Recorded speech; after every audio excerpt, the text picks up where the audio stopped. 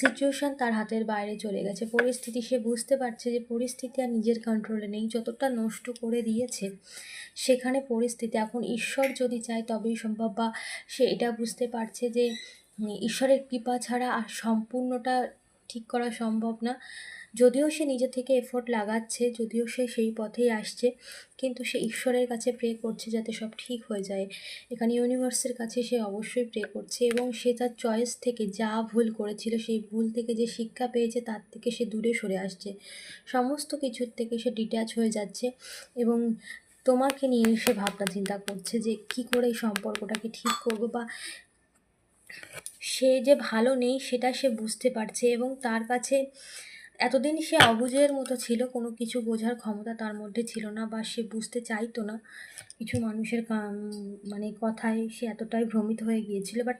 এখন তার কাছে সবটা ক্লিয়ার, এখন তাকে বোঝানোর কিছু নেই, সে নিজে থেকে সমস্ত কিছু বুঝতে পারছে, এবং সে জানে কি হয়েছে বা কি করেছে, তার কাছে সমস্ত কিছু ক্লিয়ার। ওকে, এখানে দেখো তো ম্যাজিশিয়ানে চলে